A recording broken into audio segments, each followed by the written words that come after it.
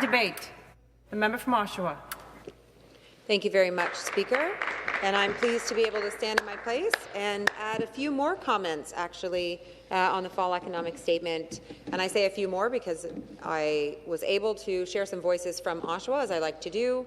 The last time that we debated this, it has now been through the committee process out the other side, and here we are finishing up this conversation. But this is a conversation that is by no means finished, because when we're talking about the fall economic statement, which is, you can think of it as a bit of a budget, right? It is the government's priorities that we're standing and discussing, and so I wanted to flag a few things that not just are missing, but that are missed opportunities.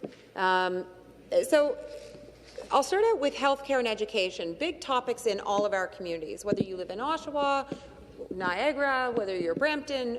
Folks are concerned about healthcare, the wellness of their loved ones, and they are concerned about their public services, healthcare, education. They want public dollars not just to go into those services, but they want the services to be strong. They want to be able to turn to healthcare in their time of need and have it be what keeps them healthy and well, not waiting in the hallways, not worried at home when there's no room for their children to receive the supports or services that they need.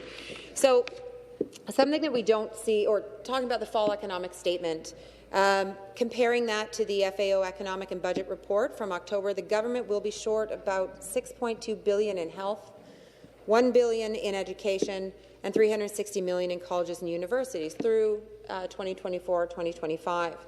Healthcare spending and planned increases fall far short of what is needed to address the crisis. And you could talk to any neighbour in your community, and not everyone speaks the language of government, but everyone speaks the language of care and need and that personal connection. That we've all heard the story of, or we love someone who has not been able to get the services that they've needed. And so not investing what is required is doing everyone a disservice. This government, states they've added a whole whack or almost 12,000 healthcare workers since 2020. But when we talk to CUPE, they say that 47,000 new healthcare workers are needed to be hired per year for the next 3 years to maintain current service levels. So we can dicker back and forth about the numbers, but it's the service that is at the heart of this, and that's what we need to aim for, is the service standards and the levels of care. I want to read part of a letter, and it's quite a long letter, so I will just share some of the highlights. And because it's sensitive, I'm leaving out her name, but this is someone who shared this. My 12-year-old child was admitted to hospital. The medical team told me that if she went home, she could die in her sleep despite looking fine. Her heart was failing. She remained in hospital for 19 days. Her recovery is short of a miracle. I'm beyond grateful for the medical staff who worked to save her life. However, this medical team did not have the support it required to work efficiently. My child had to be on a heart monitor 24 hours a day. Most of the heart monitors were damaged or not working properly. On her last day at hospital, they did not have sufficient thermometers. On her follow-up this week, we were told there was a shortage of paper cups in pediatrics.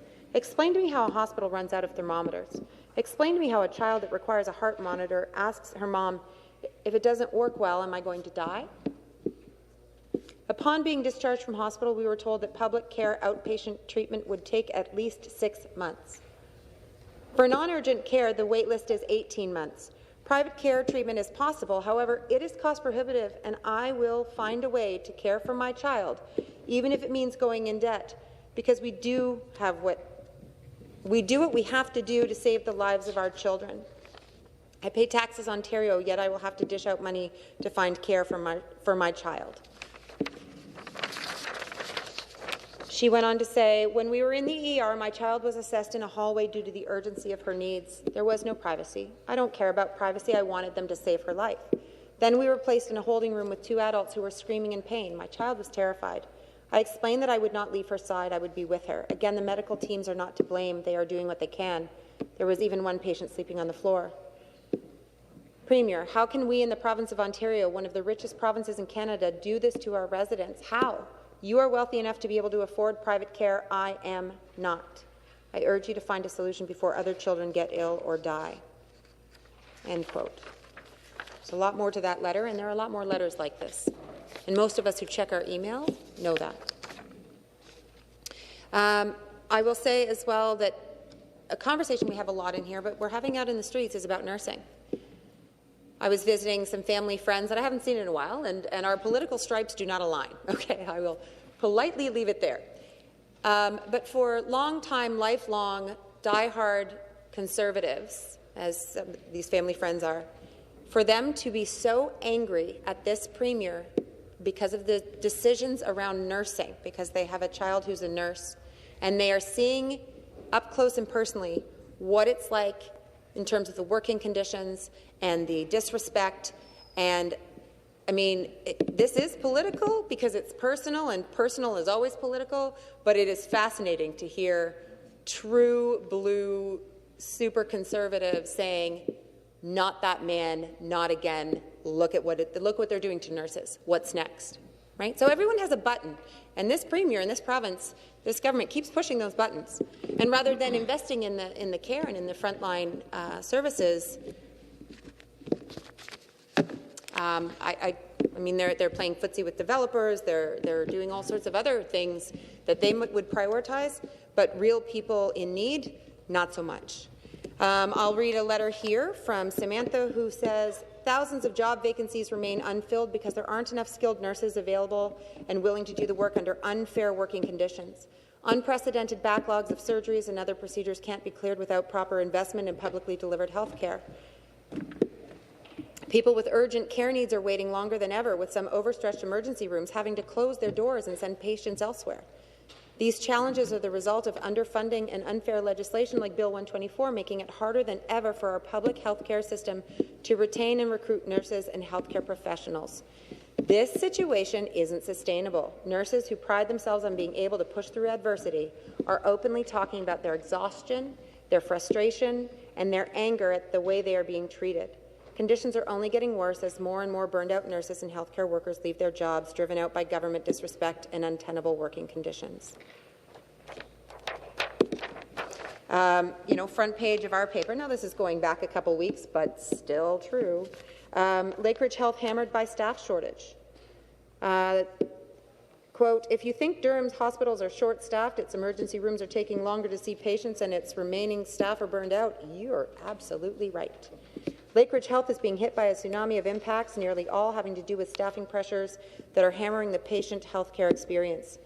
Whether it be nurse-to-patient ratios or inability to offload patients at the emergency department from paramedics due to a lack of staff availability or longer waiting times in emergency, again due to lack of staff, the problems run rampant.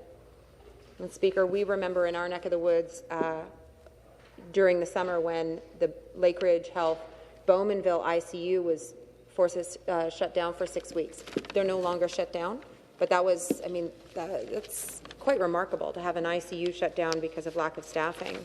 And hospitals are making, I would argue, impossible choices. And here's another one from someone named Angie, who wrote to me about the agency nurses, about private nursing. She said people with urgent care needs are waiting longer than ever. She also said Bill 124 is making it harder for folks, but she says, quote, we need more full-time nurses and less reliance on overtime agency nurses and part-time workers. We need to prioritize nursing education so we have enough young nurses to meet the demands of our aging population. We need meaningful retention strategies to keep skilled nurses in the profession. This must start with repealing Bill 124. Well, didn't we hear that recently from the courts? And this government is going to appeal. They're going to fight that, which is the wrong thing to do. And back to that conversation, Speaker, I referenced that I had a bit of a heart-to-heart with some folks that politically I would say, been out of step with for a long time. But some of the things that we could all understand was the fact that, if this is whether it's this Conservative government or some others, I mean, there's sort of this, the broader community seems to think that Conservatives can do math and make good decisions about money, or, would stand up for businesses and competition. Well, we have hospitals. We have hospitals like Lakeridge Health, and all of you have hospitals who cannot they're not allowed to decide what they pay their nurses. They can't bargain. They can't dicker over how much. They cannot choose to pay their nurses more to retain them.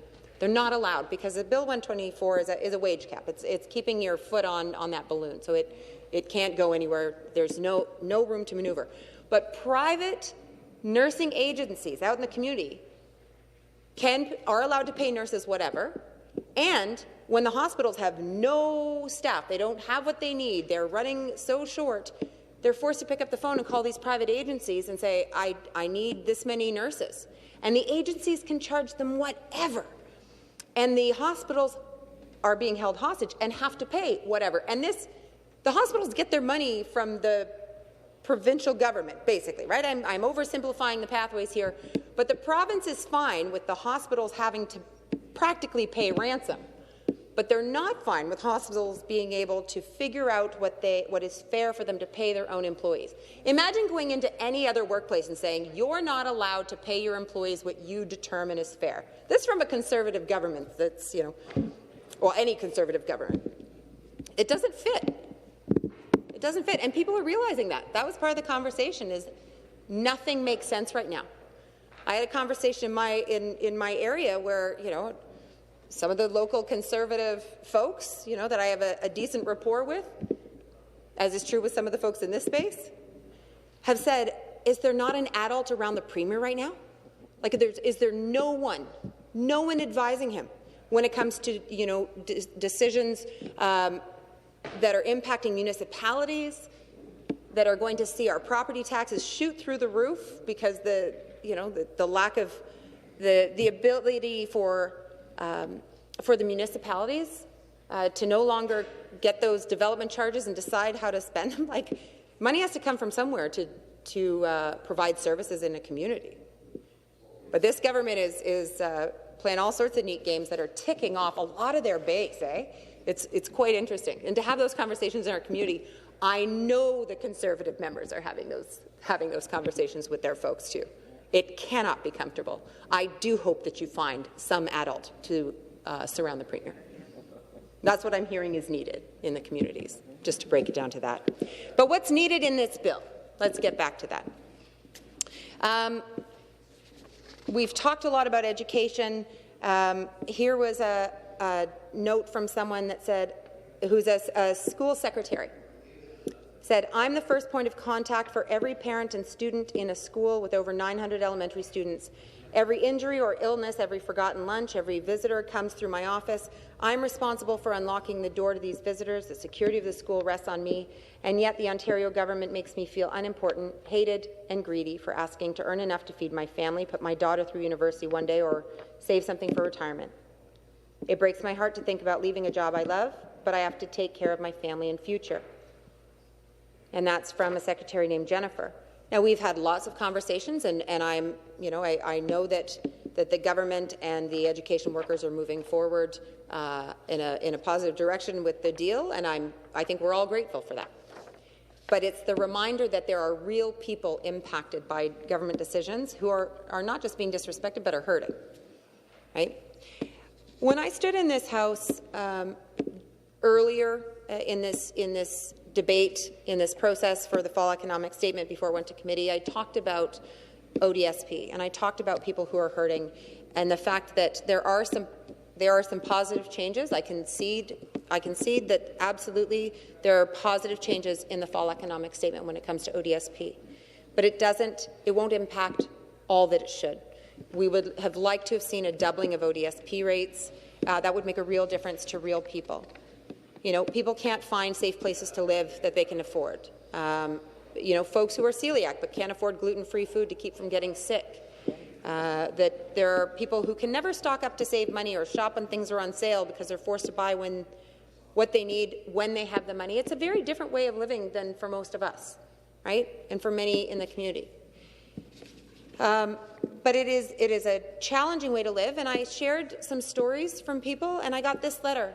So it turns out, Speaker, some people do watch the legislature, not just our loved ones or staff, but real people do tune in from time to time. And I got this letter.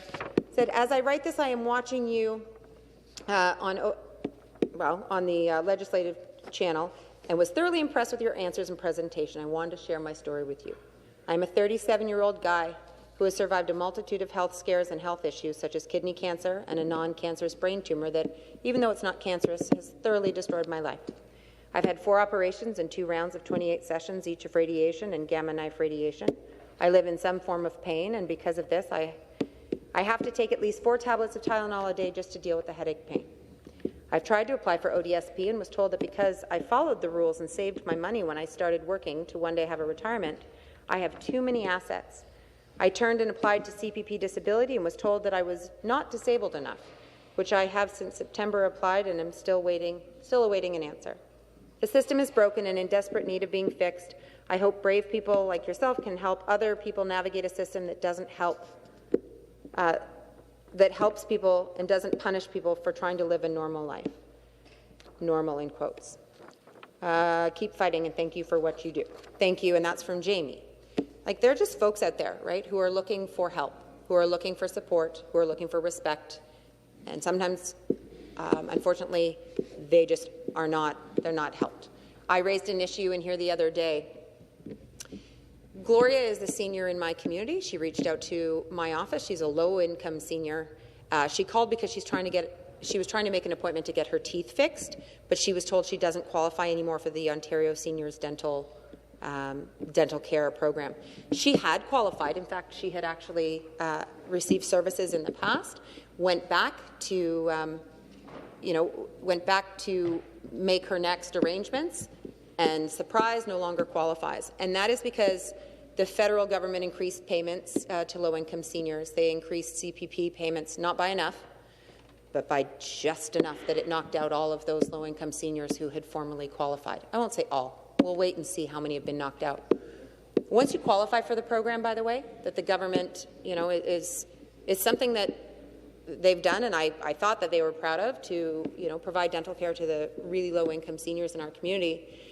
But quietly, so once they qualify, it's good for a year. And now what's happening is people are going back at the end of that year, and rather than just a rolling eligibility that continues, Gloria was bumped out by, it works out to be about $18 a month. She's bringing in that much too much from this federal bump that now she's too rich by $224 a year.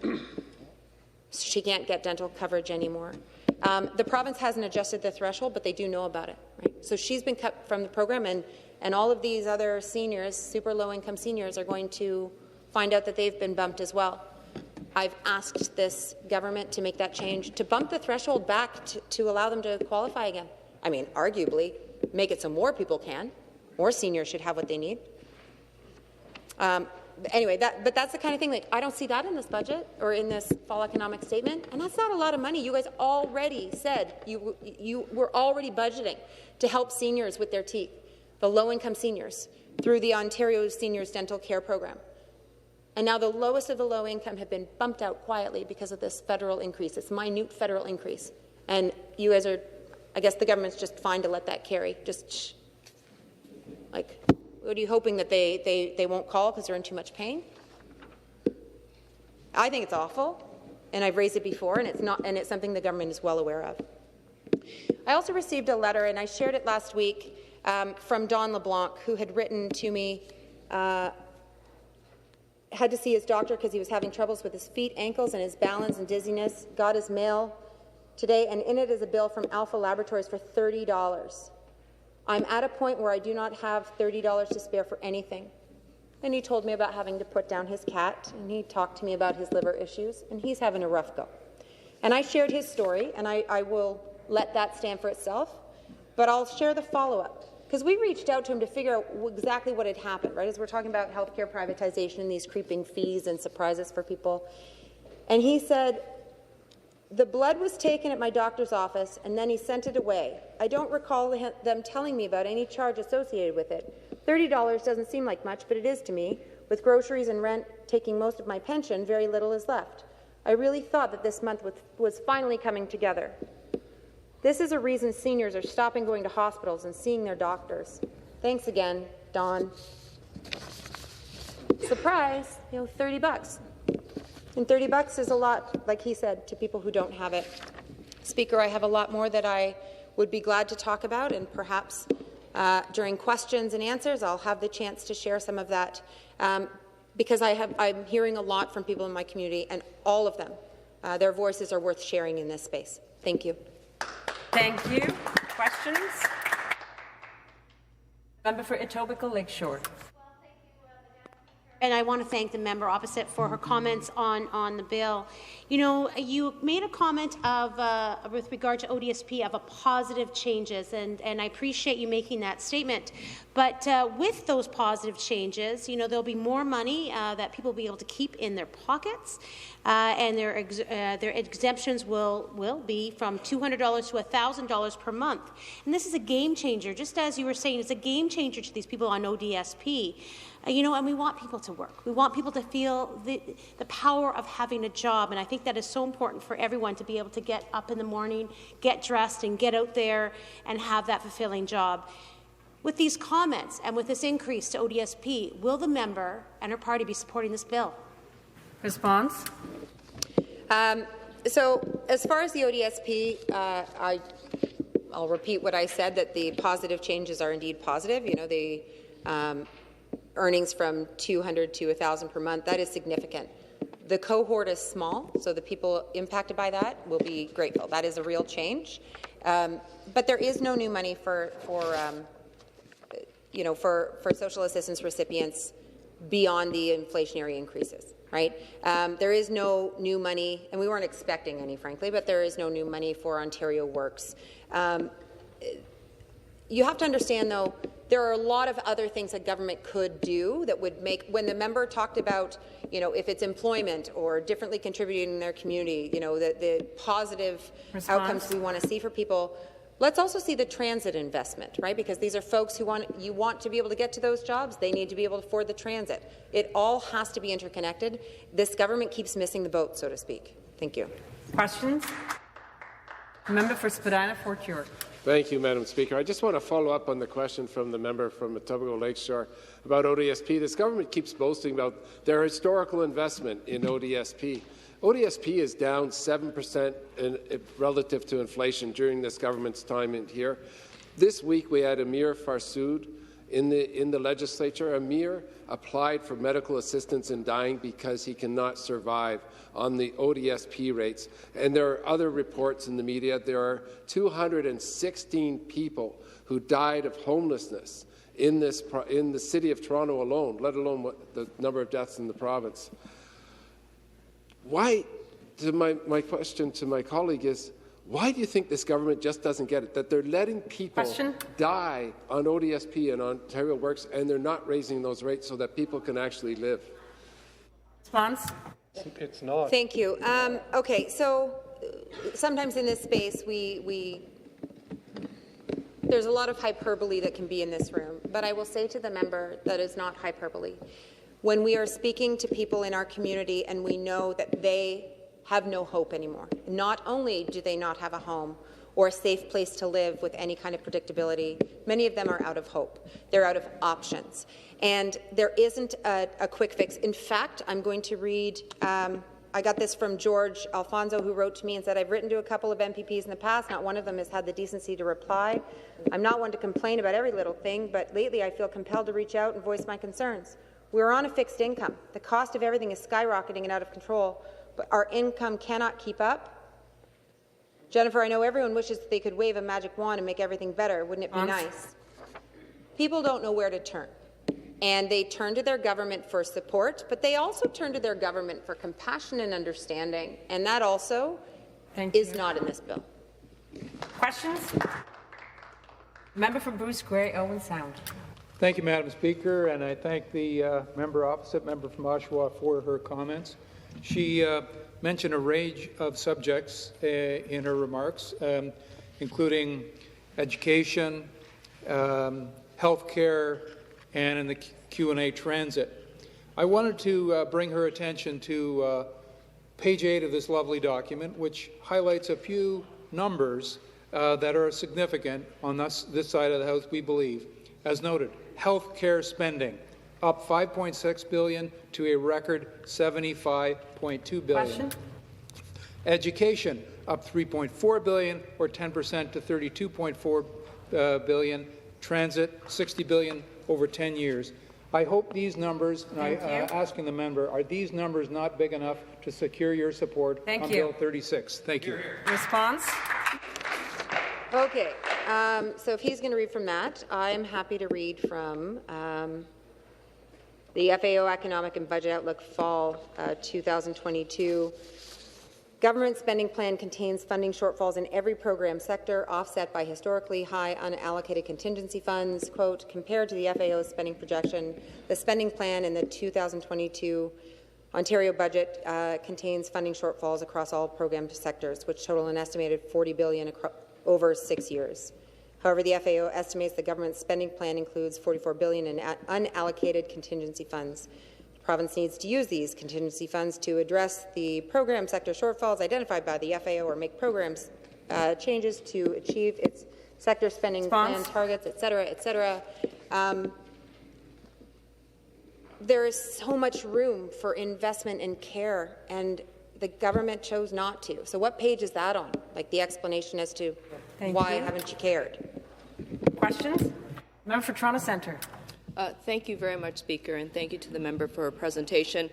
I'm very interested in your thoughts about the growing level of poverty, homelessness, the growing lineups for food banks that we're seeing right across Ontario, small communities, northern communities, and urban centres. And in particular, in this past fiscal year, what we've seen from this government is that they've cut $85 million from the homelessness program. In your opinion, will that actually put anybody into housing? Will that reduce the lineups for food banks? Will that actually stop people from becoming homeless? Thank you. Response? Okay, obviously no. Something else that we've talked about, we talk a lot about housing right now. The government has bills that they would say are about housing. I would say that they're about PC donors getting stupid rich, and we won't see the housing that's been promised. We can't. Right? You're hamstringing the municipalities. We're seeing housing starts at an all-time, like at a low, right? So the housing is going to be a problem. It's not coming. These bills are not making that change. But also, when we're talking about the fall economic statement, the government has failed to increase support for tenants on affordable rental housing, failed to increase funding for homelessness. Instead of funding, they're cutting, and that creates problems not just for those individuals, unimaginable struggle, but across our broader community. It is all interconnected, and you have to approach things with compassion and thoughtfulness. Thank you. Questions? Questions? Questions? Member from Sudbury. Thank you, Speaker, and thank you to the member from Oshawa. One thing that we keep talking about in this is affordability issues and the fact that people who are on OW and ODSP social assistance can't make ends meet. Now, the government continually talks about the 5% increase in tying to inflation, and that the 6% of people who are able to work on ODSP will be able to now go up to a maximum of $1,000. I was just wondering if the member from Oshawa could talk about affordability and what it means for people on ODSP who are living so far below the poverty line and how it affects their lifestyles. Response? Okay. So during COVID, some folks used Instacart. The delivery of groceries, or others were able to bulk buy and stock up, right? And that kept us, arguably it made a difference in terms of our safety and not having to be out in the community that often. But folks on ODSP could never afford to bulk buy or stay home more often. They had to pay to take transit. They take more risks than others. They don't have money to, get that, over the long-term discount, right? You buy in bulk. They need to clothe themselves and their growing kids who more often get bullied because they don't have new clothes or well-fitting clothes. They deserve to be able to feed their family nutritious food, and they can't. They don't want, and by the way, a lot of folks shouldn't have to be beholden to skeezy landlords, who take advantage of their desperation. They want a phone. They don't have access to a credit card. They have to pay higher rates. usually without data, and it goes on and on and on. The reality is they can never get ahead. They can't even keep up, and that is by design, Speaker. So while we do see positive changes for some, what about for everybody else? Thank you.